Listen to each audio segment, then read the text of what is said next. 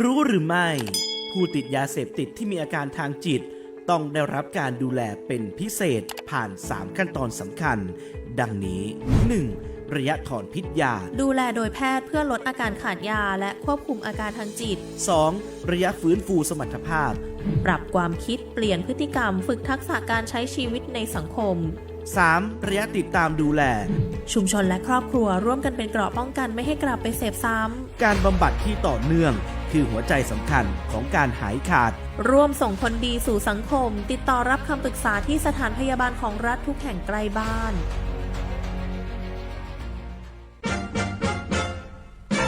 ท่านกำลังฟังสถานีวิทยุกระจายเสียงแห่งประเทศไทยจังหวัดแม่ฮ่องสอน FM 104 เมกะเฮิรตซ์เครือข่ายเพื่อคุณภาพชีวิตและสังคมวิทยุแห่งประเทศไทยให้ความรู้คู่ความสุขรับรู้และเข้าใจการทำงานภาครัฐในจังหวัดแม่ฮ่องสอนเพื่อพัฒนาคุณภาพชีวิตของพี่น้องประชาชนติดตามรับฟังรายการแม่ฮ่องสอนก้าวไปด้วยกันทุกวันพุธเวลา 10 นาฬิกาถึง 11 นาฬิกาทางสวทแม่ฮ่องสอน FM 104 เมกะเฮิรตซ์และเชื่อมโยงสัญญาณออกอากาศทางสวทแม่เสรียง FM 90.5 เมกะเฮิรตซ์สื่อสารงานภาครัฐถ่ายทอดเรื่องราวความเข้าใจและสร้างการมีส่วนร่วมจากประชาชนเพราะทุกการพัฒนาของภาครัฐคือการตอบโจทย์ความต้องการเพื่อประโยชน์สุขของชาวแม่ฮ่องสอน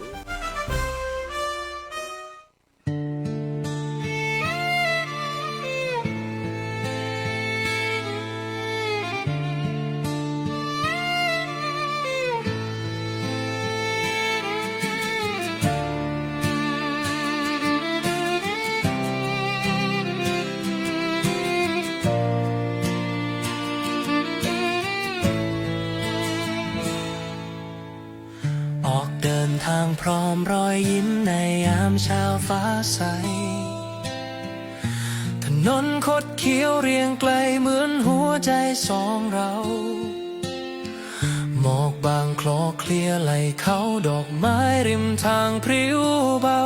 เสียงหัวเราะคลอเสียงเพลงเปิดหน้าต่างรับสายลมหนาวของแล้วของเล่าพาเราไกลกันกว่าเดิมทุกกิโลมีเรื่องราวเติมฝันและรอยยิ้มแม่ฮ่องสอนรออยู่ให้ความทรงจำเราได้ยิ้มทุกโค้งคือบทเพลงแห่งรักและการเดินทาง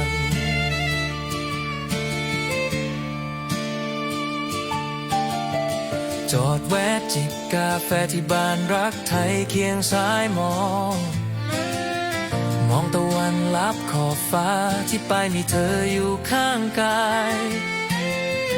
ก่อกองไฟท่ามกลางหนาวดาวพร่างพราวคือพยานใจเช้าไปยืนดูหมอกขาวบางอุ้งเก็บภาพรักในสายตาของแล้วของเล่าพาเราไกลกันกว่าเดิมทุกกิโลมีเรื่องราวเติมฝันและรอยยิ้มแม่ฮ่องสอนรออยู่ให้ความทรงจำเราได้ยิ้มทุกโค้งคือบทเพลงแห่งรักและการเดินทาง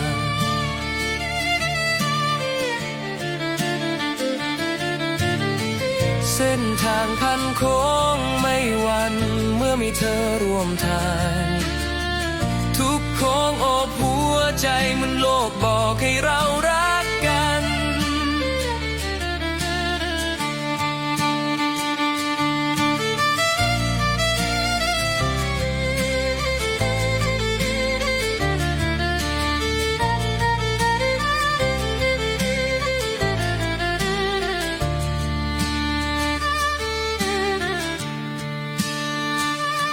ของแล้วของเล่าพาเราไกลกันกว่าเดิมทุกกิโลมีเรื่องราวเติมฝันและรอยยิ้มแม่ฮ่องสอนรออยู่ให้ความทรงจำเราได้ยิ้มทุกโค้งคือบทเพลงแห่งรักและการเดินทางแม่ฮ่องสอนเมืองแห่งรักบนทางคดเคี้ยวทุกโค้งคือเรื่องเล่าที่เราจำไปไม่ลืม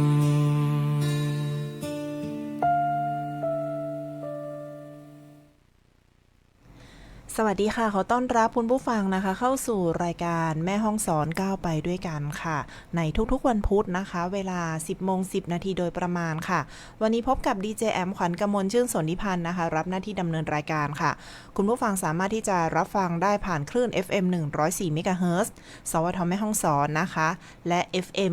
90.5 MHz สวทแม่เสรียงค่ะอีกช่องทางหนึ่งนะคะก็คือช่องทางออนไลน์ค่ะผ่านเพจ Facebook สวทแม่ห้องสอนนะคะติดตามข้อมูลข่าวสารการพัฒนาบ้านเมืองเราการพัฒนาจังหวัดแม่ฮ่องสอนรวมถึงประเทศไทยเราไปพร้อมๆกันค่ะกับรายการแม่ฮ่องสอนก้าวไปด้วยกันค่ะวันนี้ก็มีหลากหลายเรื่องราวนะคะนำมาฝากคุณผู้ฟังค่ะโดยเฉพาะเรื่องของการแก้ไขปัญหาสถานการณ์น้ำมันตอนนี้นะคะเนาะในภาพรวมของทั้งประเทศเลยนะคะรวมถึงที่จังหวัดแม่ฮ่องสอนด้วยค่ะผู้ว่าราชการจังหวัดแม่ฮ่องสอนนะคะได้ลงพื้นที่ไปติดตามราคาน้ำมันนะคะในแต่ละพื้นที่รวมถึงราคาสินค้าด้วยนะคะอย่างเมื่อวานค่ะท่านผู้ว่านะคะมีไปเปิดพิธีงานประเพณีปอยสั่งลองนะคะที่อำเภอขุนยวมจังหวัดแม่ฮ่องสอนนะคะก็พร้อมกันก็เลยได้มีการลงพื้นที่ไปตรวจเช็คเรื่องของสถานการณ์น้ำมันและราคาสินค้าที่อำเภอขุนยวมด้วยค่ะโดยผู้ว่าราชการจังหวัดแม่ฮ่องสอนนะคะเน้นย้ำว่าให้ดูแลค่าครองชีพประชาชนพร้อมกับได้มีการรับฟังเสียงสะท้อนจากทุกภาคส่วนเพื่อหาแนวทางนะคะวางแนวทางในการดูแลความเป็นอยู่ให้ทั่วถึงค่ะเมื่อวานนี้นะคะ24มีนาคม2569นายวิบูลย์แววบัณฑิตค่ะผู้ว่าราชการจังหวัดแม่ฮ่องสอนนะคะเดินทางไปยังพื้นที่อำเภอขุนยวมค่ะไปเป็นประธานในพิธีนะคะงานปอยสั่งลองนะคะที่วัดต่อแพนะคะตำบลแม่เงาอำเภอขุนยวมหลังจากเสร็จงานเปิดพิธีปอยสั่งลองเรียบร้อยแล้วค่ะก็เดินทางไปติดตามสถานการณ์นะคะการจำหน่ายน้ำมันเชื้อเพลิงในพื้นที่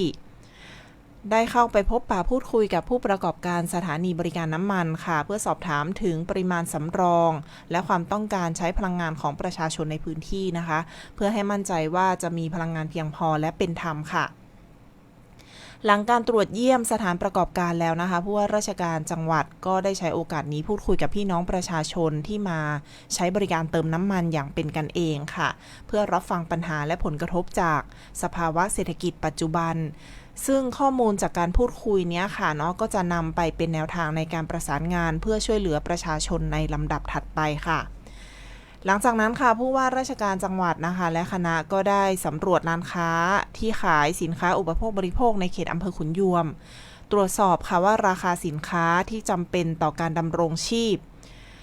มีการปรับราคาขึ้นมาหรือเปล่านะคะโดยผู้ว่าก็ได้เน้นย้ำให้ร้านค้าปิดป้ายแสดงราคาให้ชัดเจนขอความร่วมมือผู้ประกอบการไม่ให้ฉวยโอกาสปรับขึ้นราคาสินค้าเกินควรนะคะปรับได้แต่ปรับนิดๆหน่อยๆเนาะไม่ควรปรับสูงเกินไปนะคะเพื่อจะได้ช่วยการลดภาระค่าใช้จ่ายให้กับพี่น้องประชาชนค่ะซึ่งก็ต้องถือว่านะคะการลงพื้นที่ของท่านผู้ว่าในครั้งนี้ค่ะเป็นส่วนหนึ่งของการบำบัดทุกข์บำรุงสุขให้กับพี่น้องประชาชนนะคะนโยบายของรัฐบาลเนาะให้มั่นใจว่าประชาชนในทุกพื้นที่ในจังหวัดแม่ฮ่องสอนค่ะจะได้รับความเป็นธรรมและมีคุณภาพชีวิตที่ดีขึ้นอย่างยั่งยืนค่ะอันนี้คือเหตุการณ์ที่เกิดขึ้นเมื่อวานนะคะและเมื่อวานเนาะทีมงานสวทแม่ฮ่องสอนลงพื้นที่อำเภอขุนยวมด้วยเช่นกันนะคะไปถ่ายทอดสดประเพณีปอยสั่งลองที่วัดต่อแพนะคะขากลับก็ได้เห็นบรรยากาศการรอเติมน้ำมันค่ะของประชาชนนะคะในพื้นที่รอเติมน้ำมันที่ปั๊มน้ำมันปตท.นะคะหรือว่า PTT ที่อำเภอขุนยวมนะคะก็เมื่อวานก็ถือว่าประชาชนเข้ารับบริการอย่างต่อเนื่องเลยค่ะส่งผลให้รถติดนะคะเป็นคิวยาวเลยค่ะเนาะเป็นคิวยาวประมาณหนึ่งเลยค่ะประมาณ500 เมตรได้เลยนะคะถือว่ายาวพอสมควรเนาะอันนี้คือสถานการณ์ที่เกิดขึ้นในช่วงเวลานี้ค่ะก็คือวิกฤตเรื่องของน้ำมันนะคะน้ำมันเชื้อเพลิงแล้วก็เรื่องของราคาสินค้าอุปโภคบริโภคที่อาจจะมีการปรับตัวเพิ่มสูงขึ้นเล็กน้อยนะคะก็ต้องรอติดตามสถานการณ์กันต่อไปค่ะตอนนี้รัฐบาลก็ได้มีการพยุงไว้นิดนึงนะคะเนาะช่วยพยุงราคาน้ำมันให้ประชาชนได้จ่าย ไม่ต้องรับผิดชอบเยอะนะคะเนาะเป็นในส่วนของรัฐบาลรับผิดชอบไปประมาณหนึ่งแล้วก็ประชาชนจ่ายประมาณหนึ่งนะคะอาจจะขึ้นมาแต่ว่ามันก็ไม่ได้ขึ้นมาเยอะถ้าเทียบกับประเทศอื่นๆนะคะผู้ฟังเนาะเมื่อวานค่ะมีการจัดงานประเพณีปอยสั่งลองนะคะที่วัดต่อแพตำบลแม่เงาอำเภอขุนยวมจังหวัดแม่ฮ่องสอนค่ะเป็นงานประเพณีปอยสั่งลองที่อำเภอขุนยวมนะคะซึ่งจังหวัดแม่ฮ่องสอนได้ร่วมกับองค์กรปกครองส่วนท้องถิ่นและชุมชนค่ะจัดประเพณีปอยสั่งลองขึ้นตั้งแต่วันที่23มีนาคมมาจนถึงวันที่16มีนาคมนะคะที่วัดต่อแพเมื่อวานเป็นวันเปิดงานค่ะเป็นวันเปิดพิธีนะคะโดยได้รับเกียรติจากท่านผู้ว่าราชการจังหวัดแม่ฮ่องสอนนายวิบูลย์แววบัณฑิตนะคะไปเป็นประธานในพิธีเปิดงานค่ะโดยการจัดงานในครั้งนี้นะคะเป็นการบูรณาการร่วมกันระหว่างจังหวัดแม่ฮ่องสอนอบจ.แม่ฮ่องสอนสำนักงานวัฒนธรรมจังหวัดนะคะสภาวัฒนธรรมอำเภอขุนยวมและชุมชนบ้านต่อแพค่ะจัดงานนี้ขึ้นมานะคะเพื่อสืบสานขนบธรรมเนียมประเพณีอันดีงามของชาวไทยใหญ่และเป็นการปลูกฝังให้เยาวชนนะคะน้องๆเยาวชนเนาะได้เรียนรู้หลักธรรมทางพระพุทธศาสนาในช่วงปิดภาคเรียนค่ะและก็เพื่อเป็นการส่งเสริมการท่องเที่ยวด้วยนะคะเนาะเมื่อวานเนี่ยถ้าไปในงานก็จะเห็นเลยว่ามีต่างชาติเข้ามาร่วมงานด้วยนะคะเขาก็อยากจะมารู้มาเห็นเนาะว่าประเพณีบ้านเราเป็นยังไงนะคะบ้านเขาไม่มีเขาก็อยากจะเข้ามาดูอันนี้ค่ะเป็นการส่งเสริมการท่องเที่ยวไปในตัวด้วยนะคะกิจกรรมในงานก็จะมีพิธี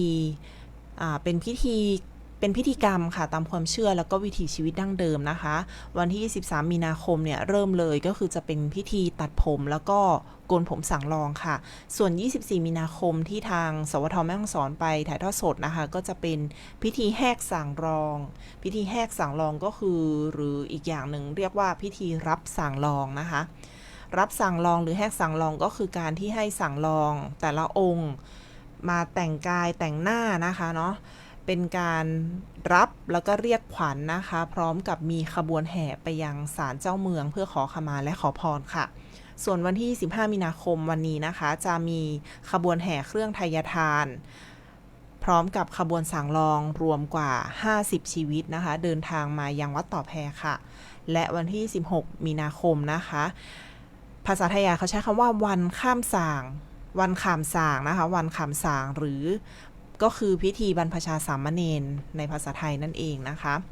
นอกจากพิธีกรรมทางศาสนาที่ได้พูดมาแล้วนะคะคุณผู้ฟัง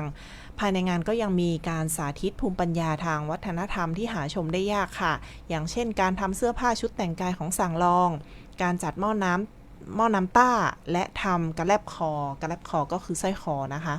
มีการปรุงอาหารมงคล32อย่างสำหรับสั่งลองด้วยค่ะและก็มีนิทรรศการนะคะองค์ความรู้ที่เกี่ยวกับประเพณีปอยสั่งลองค่ะในช่วงของการเปิดพิธีนะคะทางท่านผู้ว่าราชการจังหวัดแม่ฮ่องสอนค่ะได้กล่าวว่าประเพณีปอยสั่งลองนะคะเป็นเอกลักษณ์ที่โดดเด่นของจังหวัดแม่ฮ่องสอนเป็นการแสดงถึงพลังศรัทธาในบวรพระพุทธศาสนาการจัดงานในครั้งนี้นะคะก็เลยเป็นการส่งเสริมการท่องเที่ยวเชิงวัฒนธรรมไปด้วยแล้วก็ยังเป็นการสร้างความเข้มแข็งให้กับสถาบันครอบครัวและสังคมโดยที่ให้บุตรหลานของแต่ละครอบครัวนะคะได้ใช้เวลาว่างให้เกิดประโยชน์จากการมาบวชนะคะมาสืบทอดพระพุทธศาสนาเป็นการสืบทอดมรดกทางภูมิปัญญาของท้องถิ่นให้คงอยู่สืบไปค่ะเอาละค่ะเดี๋ยวเราไปพักฟังเพลงกันนะคะเนาะ2 บทเพลงแล้วเดี๋ยวกลับมาพูดคุยกันต่อในช่วงถัดไปค่ะ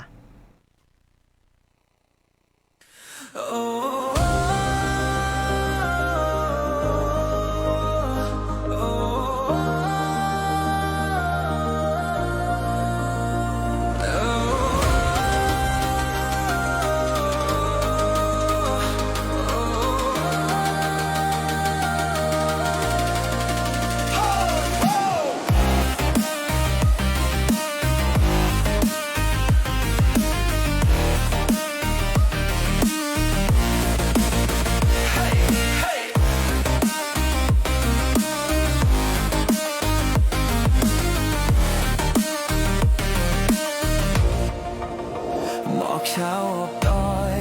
ถนนโค้งทอดไกลเสียงเครื่องยนต์ก้องไปใจลอยตามสายลมกาแฟรักไทยอุ่นบัวตองเหลืองริม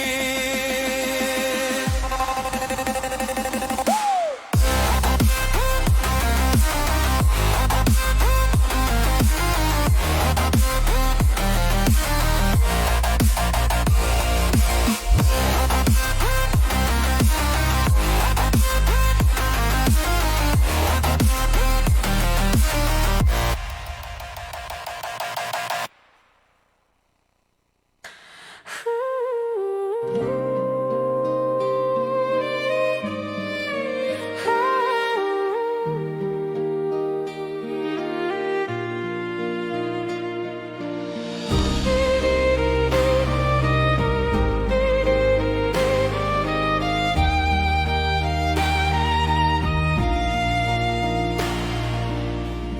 มหนาวพัดผ่านเหนือเขาแดดยามเช้าอุ่นละมุนรถเราวิ่งตามทางคดโค้งหมอกบังคลอทุ่งเหลืองทองบัวตองบานเต็มไหลเขาโบกมือรับผู้มาเยือนเสียงหัวเราะก้องคลอเพื่อนมือของเธออุ่นใจฉันมาที่ดอยแม่อูขอบัวต้องรอให้เรากลับลมพัดพาความรักใจสองเราใกล้กันมิตรภาพกับรักยังอยู่เก็บภาพไว้ในใจสัญญาจะกลับมาใหม่ให้บัวต้องรับเราอีกครั้ง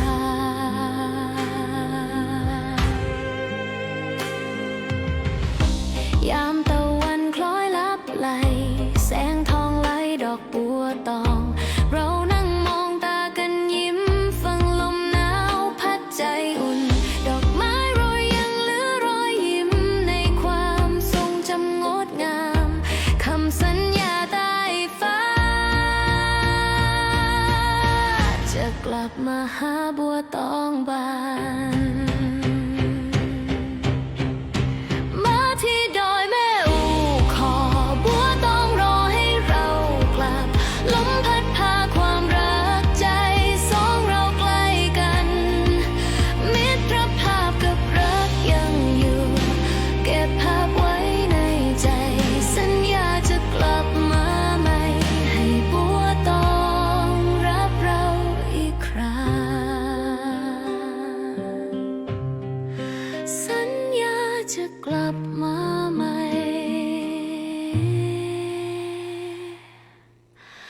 เมื่อบัวตองบานอีกครั้ง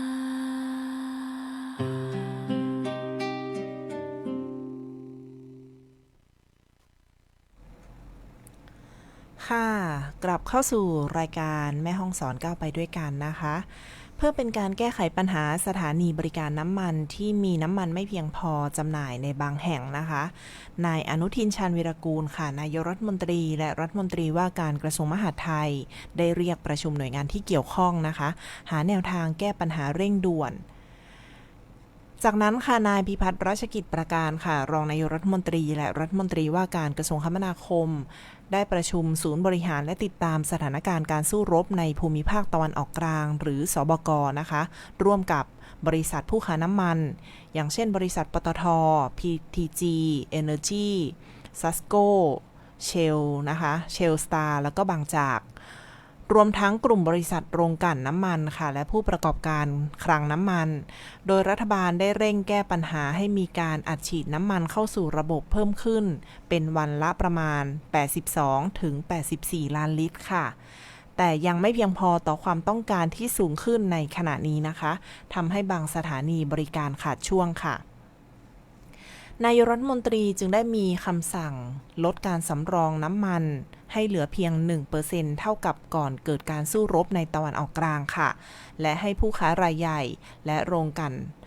เร่งนำน้ำมันสำรองออกสู่ตลาดนะคะเพื่อเพิ่มกำลังการผลิตเพื่อให้สามารถกระจายน้ำมันได้ทั่วถึงและนายกรัฐมนตรีค่ะยังได้มีข้อสั่งการนะคะให้ภายในสัปดาห์นี้ต้องไม่มีสถานีบริการใดไม่มีน้ำมันขายสุดสัปดาห์นี้ค่ะสถานีบริการน้ำมัน OR บางจากและเชลนะคะจะนำน้ำมัน B20 ออกจำหน่ายแก่ภาคอุตสาหกรรมผ่านจ็อบเบอร์และรัฐบาลค่ะได้จัดตั้งชุดเฉพาะกิจบูรณาการ5กระทรวงนะคะคุมเข้มการบริหารจัดการน้ำมันทั้งระบบตรวจสอบสต็อกและป้องกันการกักตุนเพื่อให้การกระจายน้ำมันทั่วถึงและคลี่คลายสถานการณ์โดยเร็วค่ะในส่วนของ กระทรวงพาณิชย์นะคะกระทรวงพาณิชย์ก็ได้มีการจัดโครงการไทยช่วยไทยลดค่าครองชีพประชาชนแรงงานค่ะกระทรวงแรงงานก็ได้มีการเปิดเว็บไซต์ไทยมีงานทำและคนทำงานอิสระนะคะช่วยคนไทยให้มีงานทำมากยิ่งขึ้นค่ะโดยกรมพัฒนาธุรกิจการค้านะคะร่วมกับหน่วยงานพันธมิตรจัดทำโครงการไทยช่วยไทยเพื่อช่วยลดค่าครองชีพให้กับพี่น้องประชาชนโดยลดหรือตรึงราคาสินค้าที่จำเป็นในชีวิตประจำวันควบคู่กับการช่วยเหลือผู้ประกอบการรายย่อยเน้นสินค้ากลุ่ม House Brand ค่ะของห้างร้านนะคะก็คือสินค้าที่ร้านค้าปลีกหรือว่าห้างสรรพสินค้าเป็นเจ้าของแบรนด์เองค่ะและก็สินค้าแบรนด์ทางเลือกหรือว่าแบรนด์รองนะคะของผู้ผลิตสินค้ารายใหญ่ของประเทศแบ่งเป็นสินค้าอุปโภคอย่างเช่นสบู่แชมพูผงซักฟอกยาสีฟันและสินค้าบริโภคนะคะอย่างเช่นข้าวสารน้ำตาลน้ำเปล่าน้ำมันพืชซอสปรุงรสบะหมี่กึ่งสำเร็จรูปและอาหารกระป๋องค่ะคาดว่าจะเริ่มดำเนินการได้ในเดือนเมษายนนี้นะคะระยะเวลาเบื้องต้น2 เดือนพร้อมกับขอความร่วมมือผู้ผลิตและผู้ค้าให้ตรึงราคาให้จัดโปรโมชั่นนะคะแล้วก็ส่งรายการสินค้าลดราคาภายในวันที่27มีนาคม2569เพื่อเร่งขับเคลื่อนมาตรการให้เกิดผลโดยเร็วค่ะก็จะเป็นพวกสินค้าอุปโภคบริโภคของใช้จำเป็นในบ้านของเรานะคะของกินของใช้ต่างๆก็จะได้มีการนำมาลดราคาตรึงราคาไว้จัดโปรโมชั่นนะคะก็น่าจะเริ่มได้เดือนเมษายนค่ะในส่วนของกระทรวงแรงงานค่ะนางสาวตรีนุชเทียนทองนะคะรัฐมนตรีว่าการกระทรวงแรงงานแสดงความกังวลต่อสถานการณ์ตะวันออกกลางและเศรษฐกิจถดถอยค่ะอาจจะทำให้เกิดการว่างงานเพิ่มขึ้นนะคะโดยพบว่าการเลิกจ้างแรงงานมาตรา33มีแนวโน้มเพิ่มขึ้นในปี2569คาดว่าจะมีผู้ถูกเลิกจ้างไม่น้อยกว่า 40,000 คนต่อเดือนจากภาวะเศรษฐกิจที่อ่อนแอการแข่งขันสูงนะคะสถานการณ์การสู้รบในตะวันออกกลางและเทคโนโลยีที่จะเข้ามาทดแทนแรงงานมากขึ้นค่ะนางสาวตรีนุชเทียนทองนะคะจึงได้สั่งการให้กรมการจัดหางานค่ะจัดหาตำแหน่งงานว่างทั่วประเทศกว่า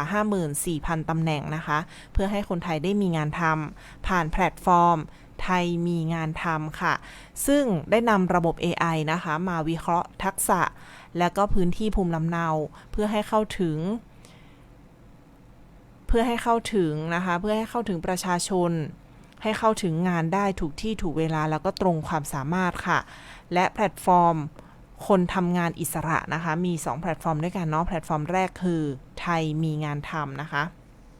แพลตฟอร์มไทยมีงานทำเป็นการเอา AI มาวิเคราะห์ทักษะแล้วก็ภูมิลำเนาเป็นการแมทชิ่งคนกับงานให้เหมาะสมกันนะคะส่วนแพลตฟอร์มคนทำงานอิสระค่ะเป็นการเปิดโอกาสให้กับแรงงานรับงานได้อิสระนะคะสามารถสร้างรายได้แล้วก็เป็นการให้ผู้ว่าจ้างเนี่ยค่ะสามารถหาคนทำงานได้โดยตรงซึ่งก็จะสะดวกปลอดภัยโดยไม่มีค่าใช้จ่ายค่ะอันนี้ก็เป็นเรื่องราวของรัฐบาลนะคะที่เร่งแก้ไขปัญหาความผันผวนทางเศรษฐกิจนะคะเนื่องจากสถานการณ์โลกตอนนี้ก็คือสถานการณ์การสู้รบในภูมิภาคตะวันออกกลางค่ะเดี๋ยวเราไปพักฟังเพลงกันนะคะแล้วเดี๋ยวกลับมาพูดคุยกันต่อในช่วงถัดไปค่ะ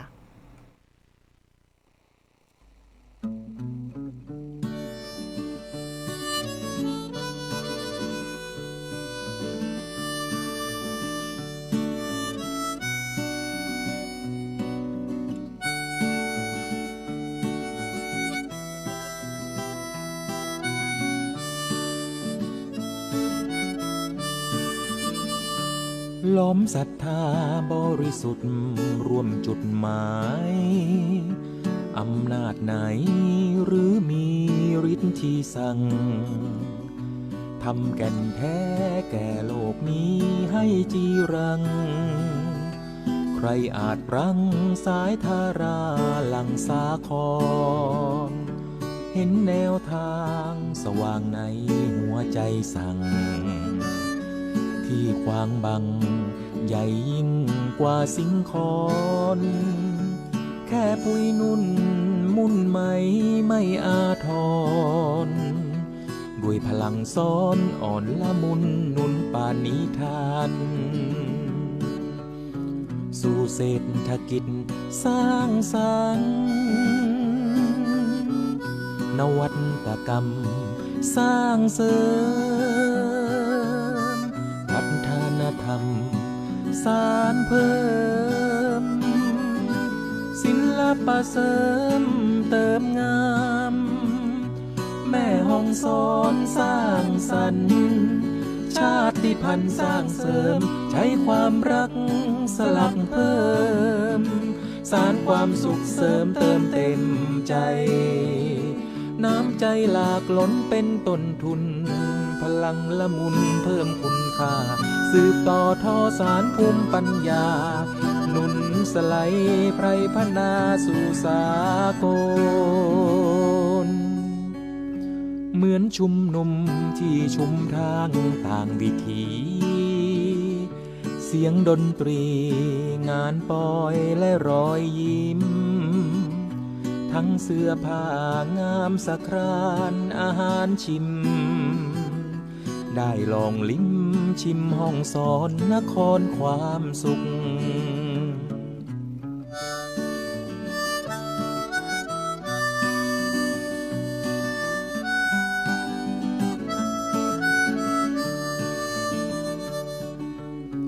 สู่เศรษฐกิจสร้างสรรค์นวัตกรรมสร้างเสริมวัฒนธรรมสานเพิ่มศิลปะเสริมเติมงามแม่ห้องสอนสร้างสรรค์ชาติพันธุ์สร้างเสริมใช้ความรักสลักเพิ่มสานความสุขเสริมเติมเต็มใจน้ำใจหลากล้นเป็นต้นทุนพลังละมุนเพิ่มคุณค่าสืบต่อทอสารภูมิปัญญาหนุนสไลไพรพนาสู่สากลเหมือนชุมนุมที่ชุมทางต่างวิถีเสียงดนตรีงานปอยและรอยยิ้มทั้งเสื้อผ้างามสะครานอาหารชิมได้ลองลิ้มชิมห้องสอนนครความสุขมาเที่ยวลิ้มชิมแม่ห้องสอนนครสร้างสรรค์สวรรค์บนดอยกลับเข้าสู่รายการแม่ฮ่องสอนก้าวไปด้วยกันค่ะจังหวัดแม่ฮ่องสอนนะคะเดินหน้าปฏิรูปที่ดินขับเคลื่อนโฉนดต้นไม้พร้อมกับคุมเข้มการถือครองที่ผิดกฎหมายค่ะโดยจังหวัดแม่ฮ่องสอนนะคะเดินหน้ายกระดับคุณภาพชีวิตของเกษตรกรมีการจัดการประชุมคณะกรรมการปฏิรูปที่ดินนัดแรกของปีงบประมาณพศ 2569 ค่ะมุ่งเน้นการใช้ประโยชน์ที่ดินอย่างยั่งยืนและการบังคับใช้กฎหมายอย่างเคร่งครัดค่ะโดยเมื่อวันที่ 14 มีนาคมที่ผ่านมานะคะนายอุดมศักดิ์ขาวหนูนารองผู้ว่าราชการจังหวัดแม่ฮ่องสอนเป็นประธานในการประชุมคณะกรรมการปฏิรูปที่ดินจังหวัดแม่ฮ่องสอนครั้งที่ 1/2569 ที่ห้องประชุมประดิษฐ์จองคำศาลากลางจังหวัดแม่ฮ่องสอนค่ะเพื่อติดตามผลการดำเนินงานและวางแนวทางขับเคลื่อนนโยบายสำคัญในเขตปฏิรูปที่ดินไฮไลท์สำคัญในการประชุมค่ะได้แก่การขับเคลื่อนโฉนดต้นไม้โดยที่ประชุมค่ะได้ร่วมกันวางแนวทางผลักดันนโยบายโฉนดต้นไม้ในเขตปฏิรูปที่ดินภายใต้โครงการพัฒนาเกษตรกรรมยั่งยืนเพื่อให้ต้นไม้มีมูลค่าทางเศรษฐกิจและสร้างรายได้เสริมให้เกษตรกรค่ะนอกจากนี้นะคะก็ได้มีการประชุมเรื่องของการคุมเข้มที่ดินผิดกฎหมายกำชับหน่วยงานที่เกี่ยวข้องค่ะตรวจสอบการถือครองที่ดินในเขตปฏิรูปที่ดินหรือสปก.อย่างเข้มงวดหากพบว่ามีการครอบครองโดยมิชอบด้วยกฎหมายให้ดำเนินการตามขั้นตอนทันทีค่ะแล้วก็มีในเรื่องของมาตรการงดเผานะคะโดยประกาศขอความร่วมมือเกษตรกรในเขตสปก.ห้ามเผาและให้จัดทำแนวกันไฟเพื่อลดปัญหาหมอกควันและฝุ่นละอองในพื้นที่ และสุดท้ายค่ะคือการพิจารณาใช้ที่ดินเพื่อสาธารณประโยชน์ โดยที่ประชุมค่ะได้พิจารณาอนุญาตให้มิสซังโรมันคาทอลิกกรุงเทพมหานครนะคะใช้ที่ดินในเขตสปก.หมู่ 2 ตำบลแม่ลาน้อยเพื่อเป็นที่ตั้งของวัดนักบุญเปโตรแม่ลาน้อยค่ะเพื่อประโยชน์แก่ศาสนิกชนในพื้นที่ค่ะโดยนายอุดมศักดิ์ ขาวหนูนานะคะรองผู้ว่าราชการจังหวัดแม่ฮ่องสอนเน้นย้ำให้ทุกภาคส่วนเร่งรัดการดำเนินงานให้เป็นไปตามแผนในมาตราที่3ขอโทษค่ะขออภัยค่ะ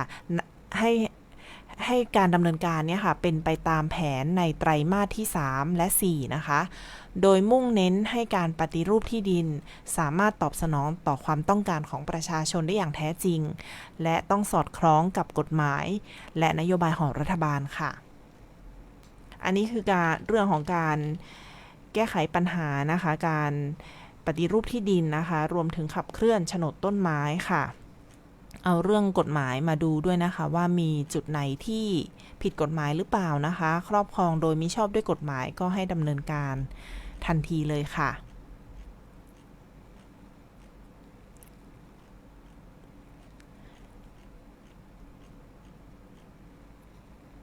นอกจากนี้นะคะก็จังหวัดแม่ฮ่องสอนของเรานะคะก็ได้มีการติดตามสถานการณ์ยาเสพติดด้วยค่ะโดยเผยผลงานหมู่บ้านสีขาวนะคะสำเร็จไปแล้วกว่า 74% ค่ะเมื่อวันที่23มีนาคมที่ผ่านมานะคะที่ห้องประชุมขุนลุมประพาสชั้น4ศาลากลางจังหวัดแม่ฮ่องสอนคณะกรรมการศูนย์อำนวยการป้องกันและปราบปรามยาเสพติดจังหวัดแม่ฮ่องสอนหรือสอปส.จังหวัดแม่ฮ่องสอนนะคะได้มีการจัดประชุมครั้งที่6ของปี2569นะคะโดยผู้ว่าราชการจังหวัดแม่ฮ่องสอนค่ะนายวิบูลย์แววบัณฑิตนะคะเป็นประธานการประชุมเพื่อขับเคลื่อนมาตรการป้องกันและแก้ไขปัญหายาเสพติดประเด็นสำคัญก็คือความคืบหน้าของการสร้างหมู่บ้านหรือชุมชนสีขาวปลอดยาเสพติดค่ะจากการรายงานผลการดำเนินงานหมู่บ้านสีขาวเพิ่มเติมครั้งที่5นะคะพบว่าจังหวัดแม่ฮ่องสอนมีเป้าหมายดำเนินการรวมทั้งสิ้น421หมู่บ้านโดยปัจจุบันค่ะสามารถดำเนินการสำเร็จไปแล้วกว่า314แห่งนะคะคิดเป็น 74.58% ค่ะและยังคงเหลือพื้นที่เป้าหมายที่ต้องเร่งดำเนินการอีก107แห่งหรือคิดเป็น 25.41% นะคะโดยสรุปผลการดำเนินงานแบ่งตามรายอำเภอที่น่าสนใจดังนี้ค่ะอำเภอเมืองแม่ฮ่องสอนนะคะดำเนินการครบถ้วน 100%เป้าหมาย74แห่งค่ะสำเร็จทั้ง74แห่งเลยค่ะอำเภอขุนยวมและอำเภอปายนะคะมีความคืบหน้าสูงในระดับ 87-88% ค่ะในส่วนของอำเภอศพเมยนะคะเป็นพื้นที่ที่ต้องเร่งรัดการดำเนินงานเนื่องจากมีความคืบหน้าอยู่ที่ 48.27% ดำเนินการแล้วไป28แห่งจากทั้งหมด58แห่งนะคะนอกจากนี้ค่ะในที่ประชุมนะคะก็ยังได้มีการวิเคราะห์สถานการณ์ยาเสพติดในพื้นที่ภาคเหนือโดยเน้นย้ำเรื่องการลักลอบลำเลียงตามแนวชายแดนผ่านช่องทางธรรมชาติค่ะซึ่งมีการปรับเปลี่ยนรูปแบบเพื่อเลี่ยงการตรวจจับนอกจากนี้ค่ะยังได้ติดตามผลการดำเนินงานเชิงป้องกันนะคะได้แก่การปราบปรามค่ะโดยการจับกุมคดีสำคัญและการขยายผลทำลายเครือข่ายการป้องกันในเยาวชนนะคะก็ได้มีรายงานผลโครงการประชุมเชิงปฏิบัติการเมื่อวันที่ 16-17 มีนาคมที่ผ่านมาที่จังหวัดเชียงใหม่เพื่อสร้างภูมิคุ้มกันให้กับกลุ่มเสี่ยงในอำเภอชายแดนค่ะและการบูรณาการนะคะโดยเน้นความร่วมมือระหว่างฝ่ายปกครองตำรวจทหารและภาคสังคมเพื่อเฝ้าระวังพื้นที่เสี่ยงอย่างต่อเนื่องค่ะในที่ประชุมนะคะได้กำชับให้ทุกภาคส่วนเร่งผลักดันหมู่บ้านที่เหลืออีก107แห่งให้เข้าสู่กระบวนการหมู่บ้านสีขาวโดยเร็วค่ะเพื่อสร้างความเข้มแข็งจากฐานรากและยกระดับคุณภาพชีวิตของประชาชนชาวแม่ฮ่องสอนอย่างยั่งยืนค่ะไปพักฟังเพลงกันนะคะ2บทเพลงแล้วเดี๋ยวกลับมาพูดคุยกันต่อในช่วงถัดไปค่ะ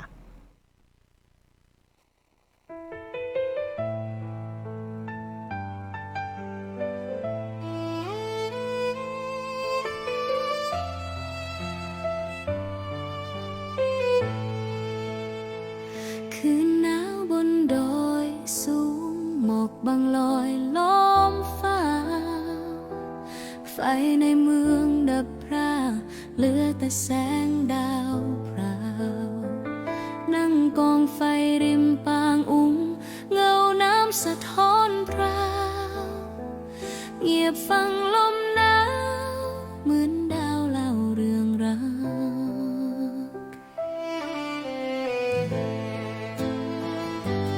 โอ้ดาวบนดอยแม่ห้องสอนส่องกลางฟ้าหน้าหนาวนายพรานยืนเฝ้าเข็มขัด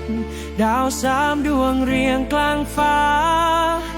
ดาวกระต่ายข้างล่างซ้ายแมงป่องของงอขอบดอยตามปลายก้านกระโบยจะพาไปพบดาวเหนือ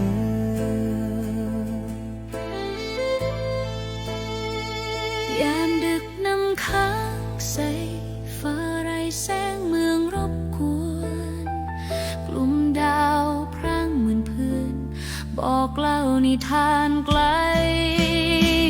มือกุมแก้วชาร้อนใจลอยตามดาวไปแม่ห้องสนยามค่ำโรแมนติกจนไม่ลื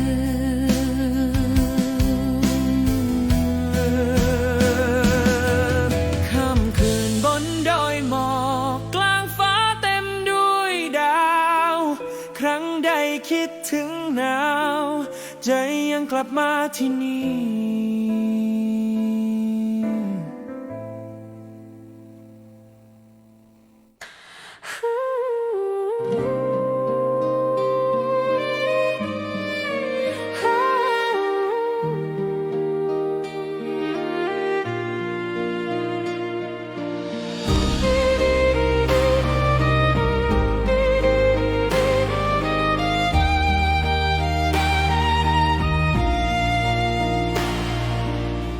ลมหนาวพัดผ่านเหนือเขาแดดยามเช้าอุ่นละมุนรถเราวิ่งตามทางคดโค้งหมอกบังคลอทุ่งเหลืองทองบัวตองบานเต็มไหลเขาโบกมือรับผู้มาเยือนเสียงหัวเราะกองคลอเพื่อนมือของเธออุ่นใจฉันมาที่ดอยแม่อูขอ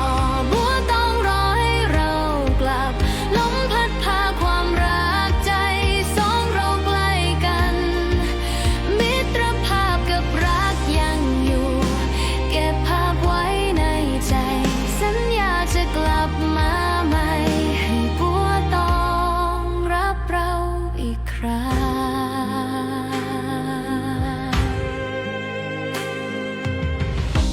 ยามตะวันคล้อยลับไหลแสงทองไหลดอกบัวตองเรานั่งมองตากันยิ้มฟังลมหนาวพัดใจอุ่นดอกไม้โรยยังเหลือรอยยิ้มในความทรงจำงดงามคำสัญญาใต้ฟ้าจะกลับมาหาบัวตองบานมาที่ดอยแม่อูขอบัวต้องรอให้เรากลับลมพัดพาความรักใจสองเราใกล้กันมิตรภาพกับรักยังอยู่เก็บภาพไว้ในใจสัญญาจะกลับมาใหม่ให้บัวต้องรับเราอีกครั้งสัญญาจะกลับมาใหม่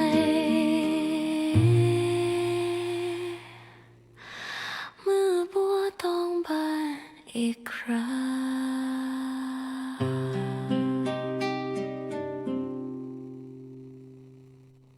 รวมมือมาประหยัดกันน้ำมันที่มีก็จะพอใช้ ช่วยกันเพื่อประหยัดไฟช่วยชาติช่วยไทยพลังงานพอเพียงรวมมือมาประหยัดกันน้ำมันที่มีก็จะพอใช้ ช่วยกันเพื่อประหยัดไฟ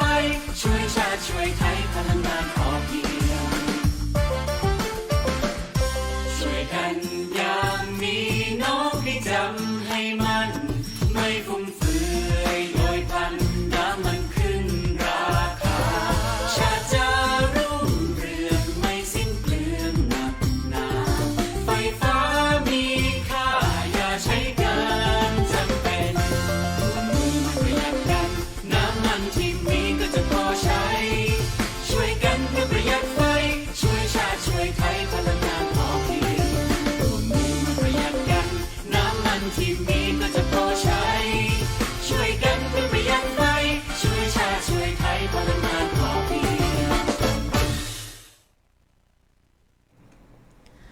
ลับเข้าสู่รายการแม่ฮ่องสอนก้าวไปด้วยกันนะคะสายทำอาหารห้ามพลาดเด็ดขาดค่ะตอนนี้พี่น้องเกษตรกรของจังหวัดแม่ฮ่องสอนของเรานะคะเป็นแหล่งปลูกกระเทียมที่ใหญ่ที่สุดในประเทศไทยเลยค่ะจะมีการเปิดจำหน่ายกระเทียมแห้งคุณภาพดีนะคะบรรจุถุงตาข่ายขนาด1กิโลกรัมแบบเน้นๆค่ะทำไมต้องเลือกกระเทียมของจังหวัดแม่ฮ่องสอนคะก็เพราะว่ามีกลิ่นหอมฉุนสะใจนะคะรสชาติเข้มข้นกว่ากระเทียมทั่วไปค่ะกรีบแน่นเก็บไว้ได้นานนะคะไม่ฝ่อเร็วส่งตรงจากสหกรณ์ช่วยเหลือเกษตรกรโดยตรงค่ะไม่ผ่านคนกลางได้ในราคาที่เหมาะสมยุติธรรมค่ะเนื่องจากปีนี้นะคะมีผลผลิตออกมาเยอะมากแต่ว่าราคาตลาดค่อนข้างถูกจนเกือบเท่าต้นทุนการผลิตแล้วค่ะจึงอยากจะเชิญชวนนะคะพี่น้องชาวแม่ฮ่องสอนทุกๆคนนะคะมาช่วยกันอุดหนุนผลผลิตคุณภาพเพื่อให้พี่น้องเกษตรกรมีรายได้และก็มีกำลังใจในการผลิตของดีให้เรากินต่อไปค่ะสามารถสั่งซื้อได้ง่ายๆเลยนะคะผ่านเพจสวทแม่ฮ่องสอนก็ได้ค่ะมีให้สแกน QR code อยู่นะคะเนาะก็จะเป็นราคาปลีกเพียงถุงละ70 บาทเท่านั้นค่ะเนาะถุงละ70 บาทเท่านั้นนะคะกรณีที่สั่ง50 กิโลกรัมขึ้นไปจะได้ในราคา67 บาทต่อถุงนะคะ1ถุงก็มีทั้งหมด1ถุงเนี่ยมี1กิโลกรัมนะคะ70 บาทเนาะ70 บาทต่อถุงก็จะเป็นเหมือนเป็นถุงตาข่ายนะคะเป็นถุงตาข่ายขนาด1กิโลกรัมเป็นกระเทียมแห้งคุณภาพดีพร้อมใช้งานค่ะ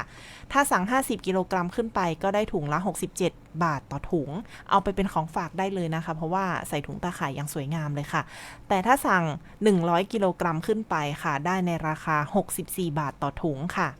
กำหนดส่งมอบนะคะ 1-30 มิถุนายนที่จะถึงนี้ค่ะ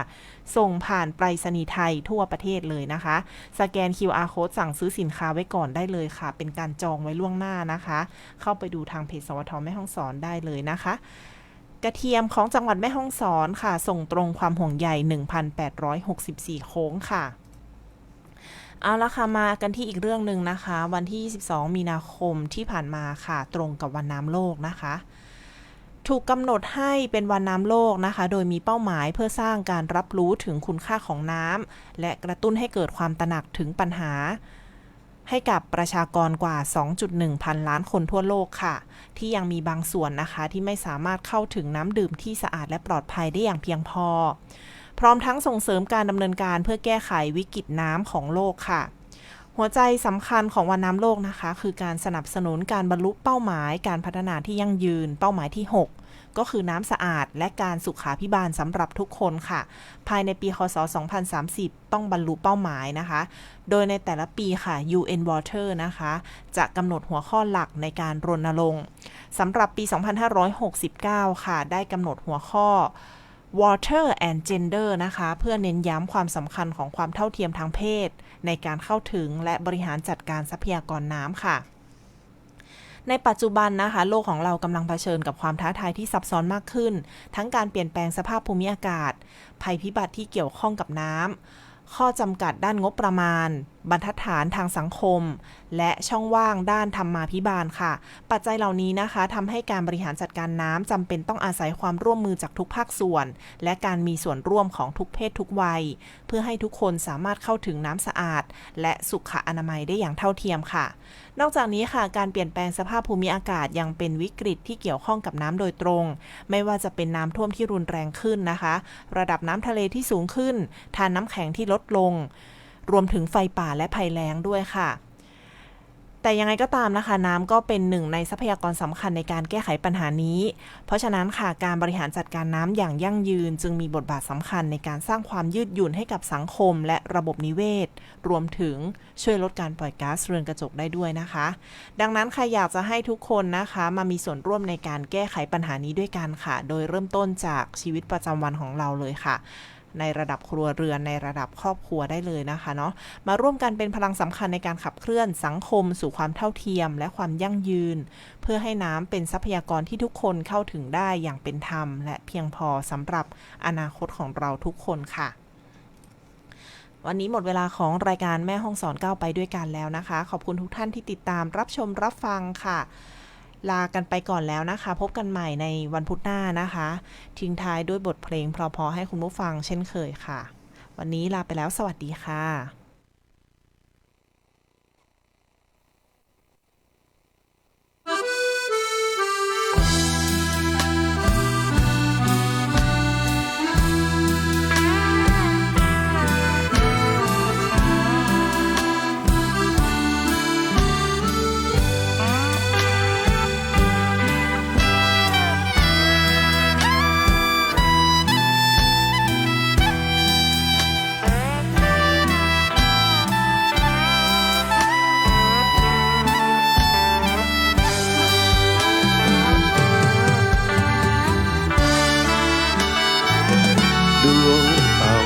ชายใต้ฟ้าพื้นป่าพาฝันไอ้น้ำรวมกันรังสรรค์เป็นเมฆสวยงามห้วยดินเห็นธรรมออกลำน้ำหลากสายปลายทางไหลน้ำตำนานผสานชีวิตรวมกัน